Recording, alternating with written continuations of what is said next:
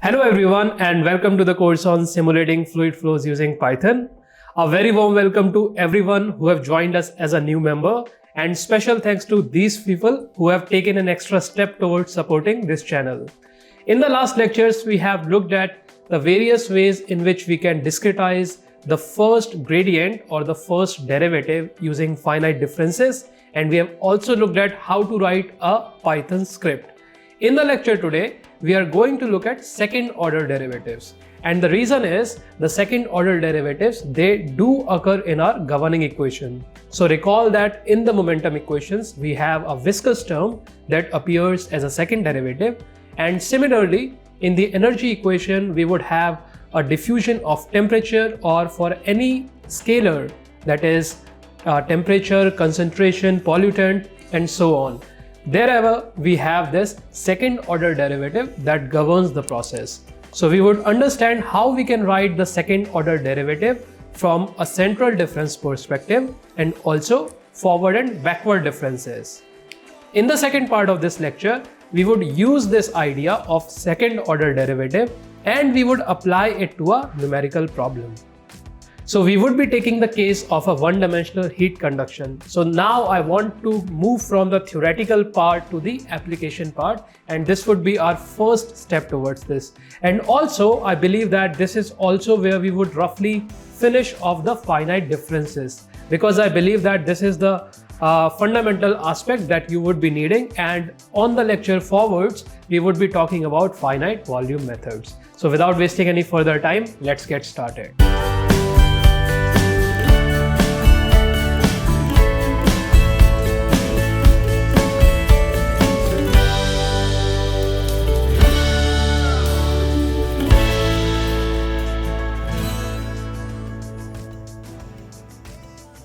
Having understood why we need the second order derivative, let us first look at how we can use the central differencing scheme to evaluate the second order derivative.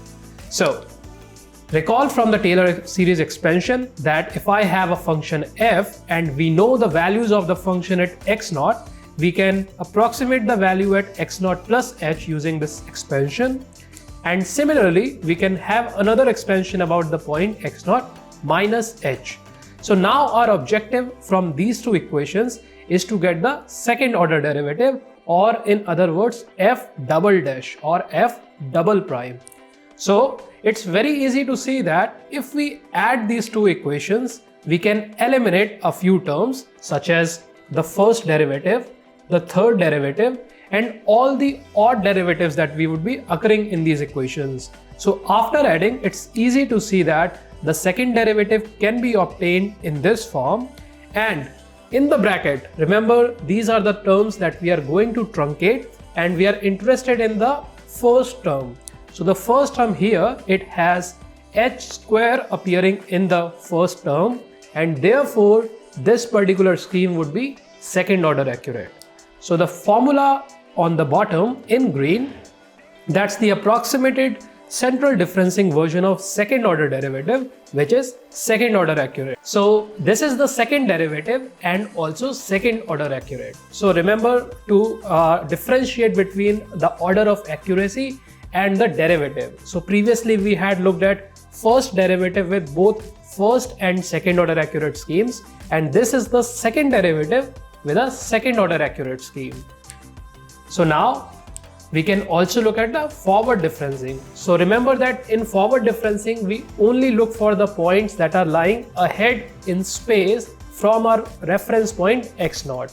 So we can have a Taylor series expansion for x0 plus h, and while writing this particular equation, I have multiplied the entire left hand side and right hand side with a 2, and the reason would become very clear very soon. And similarly, I can write for another point x0 plus 2h. So this point is lying even beyond x0 plus h. So if this is my x0, this is my x0 plus h, then this is x0 plus 2h. So again, using Taylor series, it's very easy to see that we can have expansion as written in the second equation. And now, because we want to evaluate the second derivative, so somehow we have to remove the first derivative from this equation, and that is why I had multiplied the first equation by 2. So when I subtract these equations, this particular term gets cancelled out and we can write for the second derivative. Now, noting that the first term that appears in the truncated series has an exponent of 1, that is h raised to power 1, and therefore our second derivative using a forward differencing would be first order accurate in this version. So this is the second derivative that is first order accurate using the forward differencing scheme. So having said that, it doesn't mean that the forward differences are less accurate, but you can devise a forward differencing scheme with more number of points that could be second order accurate or even higher. But for the same number of points in a scheme, central differencing would generally be more accurate than either the forward or backward differencing scheme. So now if I want to look at it graphically, if this is my function in blue, then for the central differencing scheme, we consider the contributions from x0 minus h, x0 and x0 plus h as shown in this figure, while in the forward differencing scheme, we do take the contributions from 3 points, but these 3 points are lying forward in space with respect to x0. In the similar fashion, you can obtain a second derivative using the backward differencing, and you can use the points x0 minus h and x0 minus 2h. That is, you can write the Taylor series expansion for these 2 points and then do some algebraic manipulation. I would recommend you to pause the video here and try to do it yourself so that you can get a feel for this. So hoping that some of you might have attempted it, the correct version for the second derivative evaluated using the backward differencing scheme would be shown here. And again, you would observe that this would be a first order accurate scheme. So I believe that this particular knowledge should be enough for this course. So we'll restrict our finite differences until here. But before concluding it, I want you to understand the application part of the finite differences. So let us consider a very practical example, that is of a one-dimensional heat conduction. So let us assume that we have a very thin rod of whose length is equals to 1. So I'm representing that as capital X equals to 1. And let us assume that we had certain fixed boundaries. So the temperature at the left boundary is held at 0, whereas the temperature at the right boundary is maintained at equals to 1. So before we understand how the temperature is going to vary in between the rod, we need to understand the physics that governs this situation. So from high school physics, you might remember that the physics of this problem is governed by the differential equation that is called as a diffusion equation. So because we have a one-dimensional scenario, we need to know what is the one-dimensional pure diffusion equation, and that is nothing but the second derivative of temperature is 0. So we have d square t over dx square is 0, and we are set that initially, that is at t equals to 0, for every x that is less than 1, the temperature is 0, and at t equals to 0, at x equals to 1, we have the temperature as 1. So in other words, one of the boundaries has a temperature of 1 at t equals to 0, whereas everywhere else we have the temperature as 0. And we are also told that for any other instant, we have a fixed boundary conditions that is also shown in this picture above, that the left boundary has a temperature of 0, whereas the right boundary has a temperature of 1. And we have to find out the temperature distribution at the equilibrium. So we have to find out t as a function of x. So this is a very simple problem, I know. You can also just integrate the governing equation and find the exact solution. But I want you to see how we can handle this problem using the computational method, that is the finite differencing approach. So let me first discuss with you the general idea of tackling a CFD problem, and this ideas or this set of steps, these also hold true for any kind of CFD problem. So this is a basic approach in which you can handle a computational problem. So the first step is that we convert the physical geometry into a computational mesh. So we are usually given a physical geometry. It could be a rod, it could be a square domain, it could be a cube, suppose a room for example. But in order to do the computations, we usually have to divide it into what is called as a computational mesh or a grid. So in this case, we have a rod at x equals to 0 being the left end and x equals to 1 being the right end. So what we can do is we can divide this physical geometry, that is a rod, into what is called as a computational mesh. So you can think of breaking it down into pieces where we can do our calculation. And just to give you a brief correlation, all these parts that you see here, I would consider these black vertical lines. And what I would say that for every vertical line here, I can correspond to a point that I call as x0. So in this particular scenario, I can think of 6 points in total, whereas 2 points are lying on the boundary and 4 points are lying within the domain.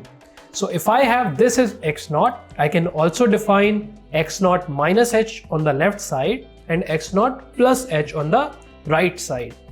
So here I have assumed that the spacing between these neighboring points, they are the same so that you can understand it. Of course, the spacing could be different, but we're not going into that just now. So now, having defined a computational mesh, the next step is to discretize the governing equation on this mesh using a numerical scheme. And this is where the finite differences or the finite volume schemes would come into the picture. So we take our governing equation, that is d square t over dx square is equals to 0. Then we use the central differencing scheme on this. The reason is because it's a second order accurate scheme. And we can write that as T of x0 plus h minus twice of temperature at x0 plus temperature at x0 minus h divided by h square. Of course, you can use another schemes, but we'll use the central differencing for our demonstration. So after I get the discretized equation, what we have to next do is we have to obtain an iterative formula from this equation. So recall that this equation was written in this form. And if I try to rearrange this equation, I can very easily obtain that the temperature at any point x0 is half of temperature x0 plus h and the temperature at x0 minus h. So this is what we call as an iterative formula for the central differencing scheme for the diffusion equation. And then what we do is we use this formula, we implement the iterations on every mesh point until convergence. So we'll have a look at what convergence is, but the important part is that we'll use this formula at all the grid points. So what we do is consider this domain again. So because the boundary points are fixed, we don't have to consider them here. So we use this formula, that is the formula developed in number 3, and we use this formula at the first grid point, then the second grid point, then the third grid point, and finally the fourth grid point.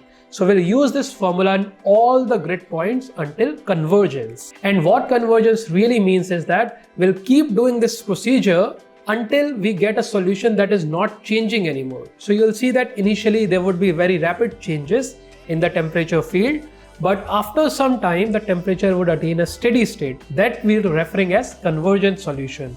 So there could be many ways in which you can define convergence. So I'm giving you a few ways in which people usually do it.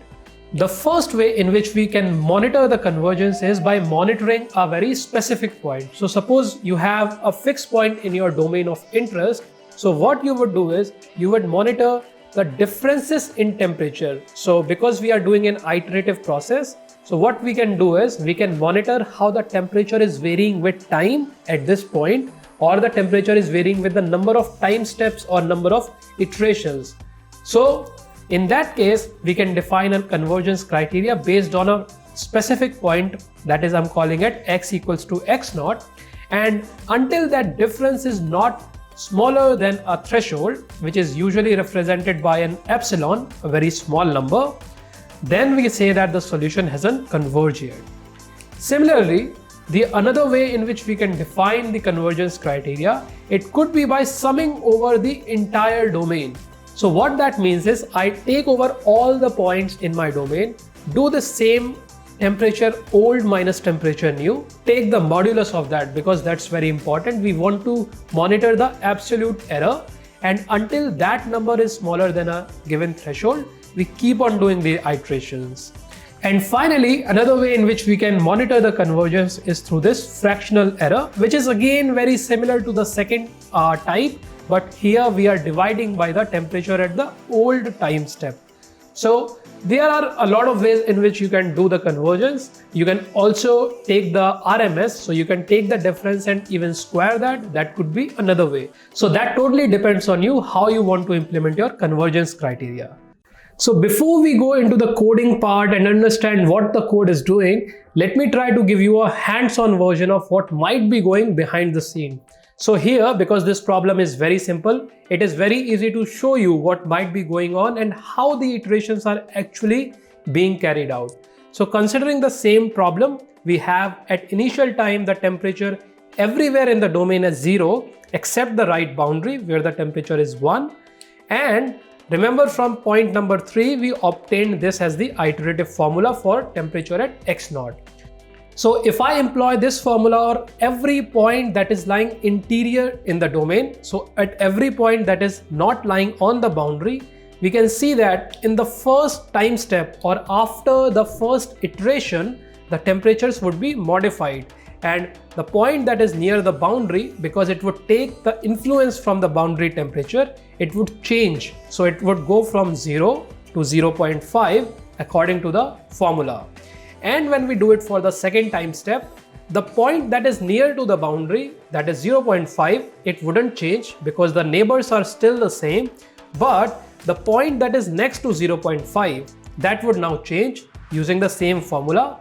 And again, you can use the same formula on another time step. So now certain points would change and certain points wouldn't.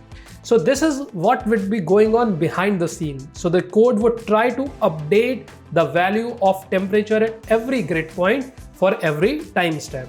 And this would keep go on until you satisfy that convergence criteria. So you can say that the temperature at this particular point, until that temperature difference doesn't change anymore, keep doing this iteration, or the summation of all the temperature differences on all the grid points. And also you can imagine that this would be a very tiring process if you try to do it by hand. And this is why we try to solve these kind of equations using computers, because for this particular very simple problem, we have to do at least 70 time steps or at least 70 iterations to find that steady state solution, which I'm plotting here. And now, because this is a very simple problem, we can also compare it with the analytical solution, as I was mentioning earlier.